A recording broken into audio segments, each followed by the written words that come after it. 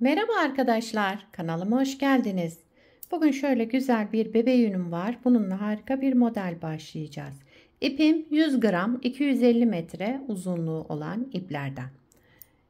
Kullanacağım şiş 3,5 numara. Modelimiz oldukça güzel ve kolay bir model. Umarım siz de beğenir, benimle beraber yaparsınız. Dilerseniz yapım aşamalarına geçelim. İlmeklerimi aldım, hazırladım ben şöyle. Bu modelde ilmek sayısı 4 ve 4'ün katları artı 1. Şöyle arka yüzünde bir sıra ters örerek zemin hazırladım. Çünkü lastik yapmayacağım. Onun için bu işlemi yaptım. Modelin birinci sıra ön yüzündeyim. Kenar ilmeğimi örmeden aldım. Kenar ilmeğinden sonra 3 ilmek düz. 3 ilmek düz ördüm. Daha sonra bir ters, şu şekilde, bir artırma, bir düz ilmek, bir artırma, bir düz ilmek, bir artırma, bir düz ilmek ördüm. 3 ilmeğin de arasında şöyle birer artırma yaparak düz ördüm. Daha sonra bir ilmek ters arada, tekrar 3 ilmek düz. Kenar ilmeğimi de düz olarak ördüm. İkinci sıra arka yüzündeyim. Kenar ilmeğimi örmeden aldım. Daha sonra 3 ilmek ters örüyorum. İkinci sıra arka yüzünde 3 ilmek ters, 1 ilmek düz, şöyle. Sıradaki 3 ilmeğimi şöyle ilmeğimi aldım, şu artırmayı bıraktım. İlmeğimi aldım, artırmayı bıraktım. İlmeğimi aldım, şu artırmayı bıraktım. 3 ilmeğin şu şekilde boyunu uzattım. Boyunu uzattığım bu 3 ilmeğin şöyle önden 1 ve 2.'yi aldım. Diğer 3. ilmeği de bunların içinden geçirerek şişimin önüne geçirdim. Yani içinden geçiriyorum bakın.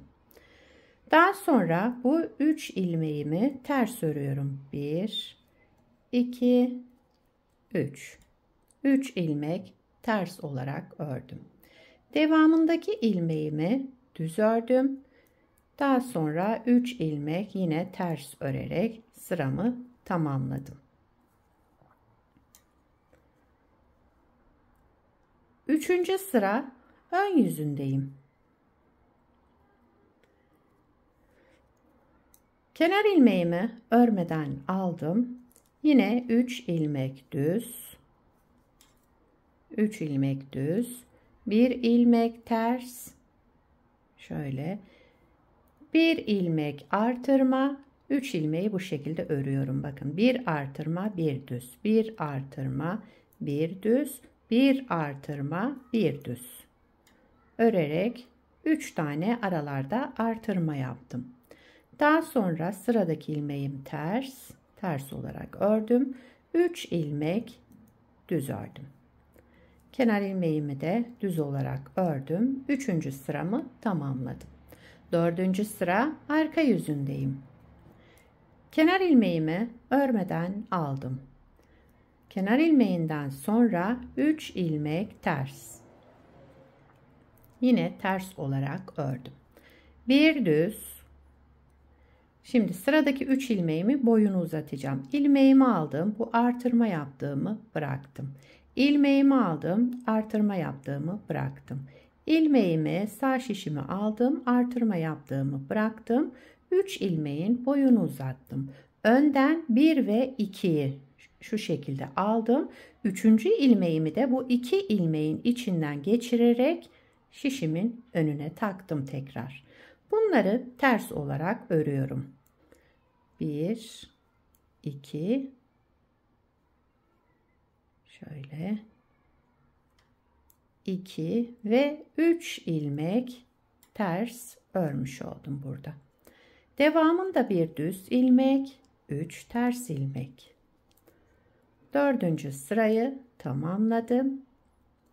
Kenar ilmeğimi de düz olarak ördüm. Şimdi modeli kaydıracağız. Bir 4 sırada kaydırmış şekilde yapacağız. Yani toplamda 8 sıramız olacak modelde. Kenar ilmeğimi örmeden aldım. 5. sıra ön yüzündeyim. Kenar ilmeğinden sonra şöyle bir artırma, bir düz ilmek, bir artırma, bir düz ilmek ördüm. Bir artırma, bir düz ilmek. Bakın buradaki 3 düzü aralarda artırma yaparak yine düz ördüm. Devamındaki ters ilmeğimi ters ördüm. Şu 3 düze gelince bunları düz örüyorum. 1, 2, 3. 3 ilmek düz ördüm. Burada yaptığımız işlemi buraya kaydırmış olduk.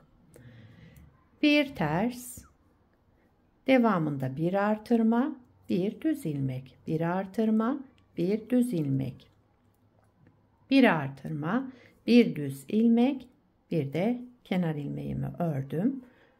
Sıramı tamamladım. Modeli işlemleri şu düzlere kaydırmış olduk. 6. sıra arka yüzündeyim. Kenar ilmeğimi örmeden aldım. Daha sonra 3 ilmeği şöyle ilmeğimi aldım, artırmayı bıraktım. İlmeğimi aldım, artırmayı bıraktım. İlmeği aldım, artırmayı bıraktım ve ilmeklerimi şöyle boyunu uzattım. Önden 1 ve 2'yi aldım. 3. ilmeğimi de içinden geçirdim bu 2 ilmeğin. Şöyle içinden geçirdim ve bu ilmeklerimi ters örüyorum. 3 ilmek ters ördüm.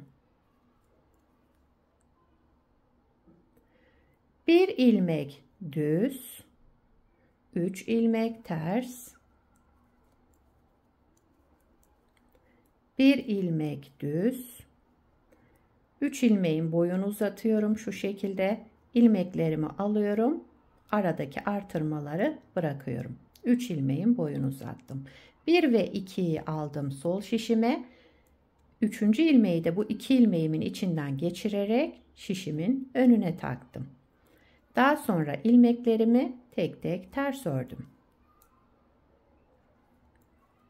Kenar ilmeğimi de düz olarak ördüm. 6. sıramızı tamamladık. 7. sıra ön yüzündeyim. Bakın modeli kaydırdık şöyle. 7. sıra ön yüzünde kenar ilmeğimi örmeden aldım. Kenar ilmeğinden sonra bir artırma yaptım. Bir ilmek düz ördüm. Bir artırma yaptım. Bir ilmek düz ördüm. Bir artırma, bir ilmek düz. 3 ilmek düz ördüm. Aralarda da 3'er tane artırma yapmış oldum. Yani toplamda 3 artırma yaptım. Bir ters ilmek, 3 düz ilmek. 2, 3. Daha sonra bir ters ilmek, bir artırma, bir düz, bir artırma, bir düz, bir artırma, bir düz ilmek ördüm. Daha sonra kenar ilmeğimi ördüm. 7. sıramı tamamladım. 8. sıra arka yüzündeyim. Kenar ilmeğimi örmeden aldım. Kenar ilmeğinden sonra 3 ilmeğin şöyle ilmeğimi alıyorum, aradaki artırmayı bırakıyorum. İlmeğimi aldım, aradaki artırmayı bıraktım. Aynı şekilde 3 ilmeğimin şöyle boyunu uzattım. Önden 2 ilmeğimi aldım. Sol şişime kalan 3. ilmeğimi de bu 2 ilmeğimin içinden geçirerek tekrar şişimin önüne taktım. Ve bu ilmeklerimi tek tek ters örüyorum. 3. Bir düz, 3 ters,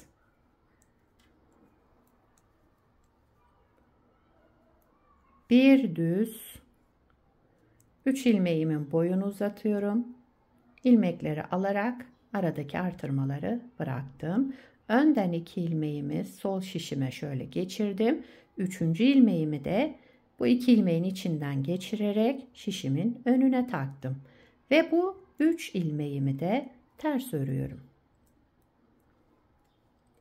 Kenar ilmeğimi de düz ördüm. 8. sıramızı tamamladık. Modeli bir kez kurmuş olduk. Bakın model böyle devam edecek. Şimdi tekrar modeli kuracak olursak şurada yaptığımız birinci sırada yaptığımız işlemi yapalım. Birinci sırayı yani beraber kuralım. Modeli birinci sırayı tekrar kuruyoruz. Kenar ilmeğimi örmeden aldım. 3 ilmek düz örüyorum. 1, 2, 3. 3 ilmek düz ördüm. Bir ters. Tersten sonra bir artırma, bir düz ilmek, bir artırma, bir düz ilmek, bir artırma, bir düz ilmek ördüm. Şöyle. 3 düz ilmek örmüş oldum. Aralarda birer tane artırma yaptım. Tekrar bir ters ilmek, 3 düz ilmek. Modelin birinci sırasını tekrar kurmuş olduk. Bakın modeli şu boşluğa kaydırdık tekrar. Model böyle devam ediyor arkadaşlar. Şöyle. Bir parçada daha önce yapmıştım. Hemen onu gösteriyorum. Bakın bunu da bir ters bir düz lastik üzerine yaptım. Modelimiz böyle arkadaşlar. Gördüğünüz gibi gayet güzel. Şöyle kabarık görünen bir model. Şöyle hazır lastik uyguladım. Yani bir ters bir düz ördüm. Ön yüzünde düzleri örmüyoruz. Tersleri örüyoruz bu lastikte. Arka yüzünde her iki ilmeği de örüyoruz. Evet, modelimiz böyle. Modelin arka yüzü.